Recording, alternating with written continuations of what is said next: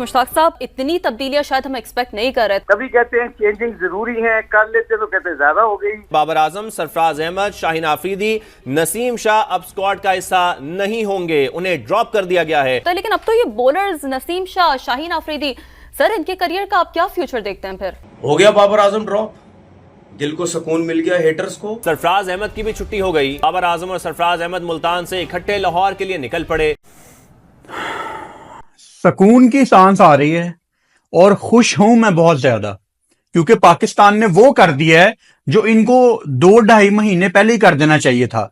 उनको ड्रॉप कर दिया है जिनकी कोई परफॉर्मेंस नहीं थी। बाबर आजम पिछली 18 इनिंग्स में एक भी 50 स्कोर नहीं कर सके, उनको भी इस टेस्ट मैच में शामिल नहीं किया गया और स्क्वाड से रिलीज कर दिया गया है। तो कामरान गुलाम को यकीनन बाबर आजम की जगह मौका दिया जाएगा। रेस्ट समझ लीजिए या ड्रॉप कह लीजिए, अब वो टीम का हिस्सा नहीं है, ना ही शहीन है ना ही नसीम है। सालों को बॉल फेंका पकड़ के किंग कर लेगा पाकिस्तान का ग्रेटेस्ट बैट्समैन ऑफ हिस्ट्री। और अब ये दिन है कि बाबर आजम टीम से ड्रॉप, बेंच भी नहीं, तीसरे टेस्ट मैच में भी नहीं, सीधा घर भिजवा दिया है बाबर आजम। मैं आपको बता रहा हूं, अब T20 के पीछे इनका अगला टास्क ये T20 के पीछे पड़ेंगे उसको कि इसको T20 से फारिग करो किसी तरीके से। जितना मैंने 7 वोटों में से जो मेजोरिटी थी उसने वोट किया in favour of dropping Babar Azam. Kamran Ghulam जिसको डाला गया है, अगर उसने कुछ रन्स कर दिए ना तो फिर बाबर आजम को आप भूल ही जाओ एक तरह से, और फिर बाबर आजम को आकर डोमेस्टिक खेलना पड़ेगा। अपने आप को गेम से बड़ा मत समझो, ये उन फैंस के लिए लेसन है, उन फॉर्मर क्रिकेटर्स के लिए लेसन है। एक लड़का अगर आपको पोटेंशियली टैलेंटेड लग जाए तो आप खट करके जो दुनिया का सबसे बड़ा अचीवर है करंट दुनिया के अंदर, करंट क्रिकेटिंग वर्ल्ड के अंदर, विराट कोहली, उसे मिला के आप कोई फायदा नहीं करे, आप उसको खुद बर्बाद करें। आखिरी चाल है, इसके अलावा कोई और हल है नहीं आपके पास। दोस्तों, पाकिस्तान क्रिकेट बोर्ड ने वही काम कर दिया जो कि पाकिस्तानी काफी लंबे समय से डिमांड कर रहे थे। बाबर अफरीदी समेत 2 और खिलाड़ियों को बाहर फेंक दिया है और इसके साथ साथ नए खिलाड़ी लेके आ गए हैं। और ये खिलाड़ी अगर इंग्लैंड के खिलाफ चल पड़े, 2 टेस्ट बाकी हैं, एक में तो बाबर और शाहीन ने ऐसी तैसी करवाई दी, लेकिन अगर जो 2 टेस्ट पड़े हैं उनके अंदर ये खिलाड़ी परफॉर्म कर गए तो फिर बाबर और शाहीन और ये जो रिप्लेसमेंट इनकी आई है ये काफी समय तक आपको देखने को मिलेगी और बाबर को फिर इनसे फाइट लेनी पड़ेगी परफॉर्म करके वो। और अगर भैया ये फाइट नहीं ले पाए, यानी कि इस फाइट में अगर ये जो खिलाड़ी अभी बाहर किए गए हैं जिन्हें की क्रीम कहा जा रहा था पाकिस्तान की क्रिकेट की, अगर ये परफॉर्म नहीं कर पाए तो फिर इनका करियर खत्म है। कुल मिला के अब डू और डाई वाली सिचुएशन है बाबर और शाहीन के सामने। पाकिस्तान क्रिकेट बोर्ड ने काफी डिफिकल्ट मैं कहूंगा फैसला लिया है, क्योंकि जितने भी पाकिस्तान की क्रिकेट को देखने वाले लोग थे सब ने ये डिमांड की थी, चाहे इंटरनेट हो या फिर वैसे जो न्यूज चैनल है उनके माध्यम से ये आवाज उठी थी, इन खिलाड़ियों को जो की परफॉर्म नहीं कर रहे हैं इन्हें ड्रॉप हो गया बाबर आजम ड्रॉप,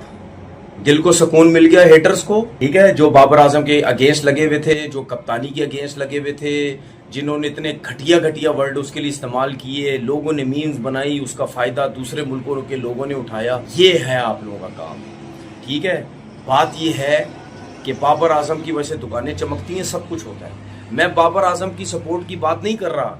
18 इनिंग्स हुई, ठीक है, उसको आपने रेस्ट करवाया, ये जो भी कराया, ड्रॉप कराया, जो कुछ। और आपको भी पता है बाबर आजम क्यों रेस्ट नहीं करता था, शाहीन क्यों नहीं करता, या नसीम या और लोग भी। ये अभी से पाकिस्तान क्रिकेट में नहीं हो रहा भाई, ये जमाने से चलता आ रहा है। कोई भी रेस्ट नहीं करना चाहता था, क्यों? क्योंकि पाकिस्तान की क्रिकेट में है ही यही, जिस लड़के को रेस्ट करवाया उसके बाद चाहे वो जितना बड़ा प्लेयर भी है उसके बाद वो नजर नहीं आता था टीम के अंदर। मुझे तो अब ये डर है, क्योंकि बाबर को इन्होंने रेस्ट करवा तो दिया है, उसके बाद अब ये टेस्ट क्रिकेट में वापस आएगा या नहीं आएगा, क्योंकि सिलेक्शन कमेटी में उसमें से कितने लोगों ने खार खाई होगी।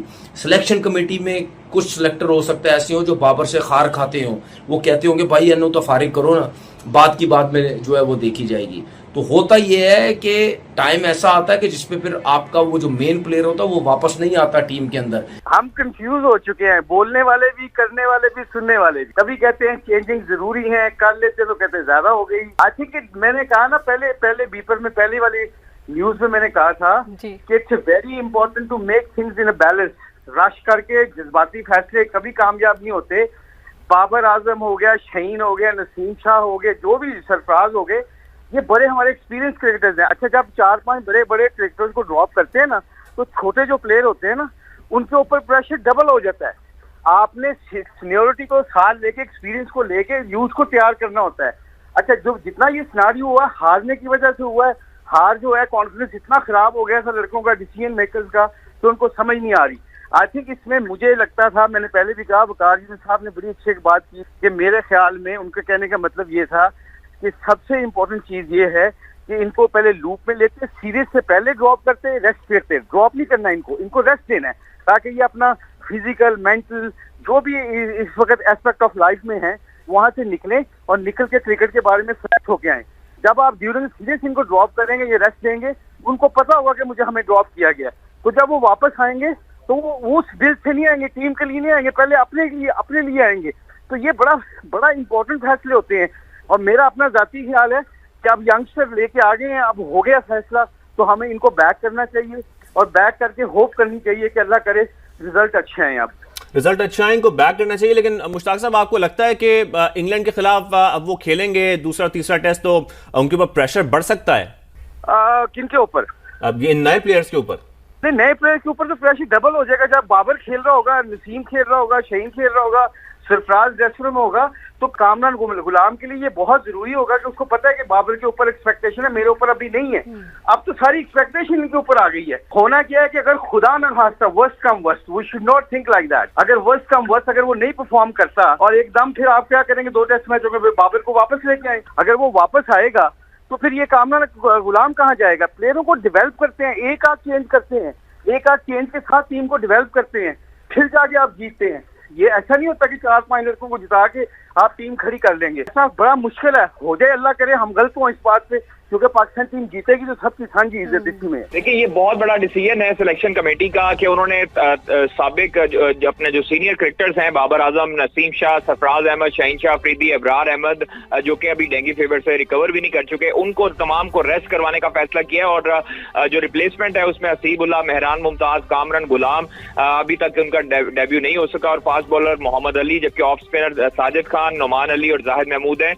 जबकि अभी जो स्क्वाड के हवाले से तमाम तरह अपने व्यूअर्स को बताएं तो शान मसूद कप्तान, सऊद शकील नायब कप्तान, आमिर जमाल, अब्दुल्ला शफीक, हसीबुल्लाह, कामरान गुलाम, मेहरान मुमताज, मीर हमजा, मोहम्मद अली, मोहम्मद हुरैरा, मोहम्मद रिजवान, नोमान अली, साइम अयूब, साजिद खान, सलमान अली आगा और जाहिद महमूद पर ये शामिल है स्क्वाड। और बड़ा फैसला देखने में आया कि तमाम जो सीनियर क्रिकेटर्स हैं उनको आराम देने का फैसला किया गया है इंग्लैंड के खिलाफ दूसरे टेस्ट में, जो कि दूसरा टेस्ट 15 तारीख से शुरू हो रहा है मुल्तान में। ये वो खिलाड़ी हैं जिनका आपस में काफ़ी गर्मा सर्दी रही 2023 एशिया कप के बीच में भी, उसके बाद भी खबरें बनी कि इन खिलाड़ियों के आपस में बनती नहीं है, और आज आकर ये हुआ कि परफॉर्मेंस बेस पे फिर बाहर हुए। उसमें नसीम, मैं नहीं कहता कि किसी पंगे में हिस्सा रहा उनका, बट कप्तानी का मसला हुआ और सब कुछ एक तरह से खुद का भी खोया, पाकिस्तान टीम का भी खोया, और बिल आखिर जिस दिन पे खड़े हैं कि वो टीम पाकिस्तान का हिस्सा नहीं है।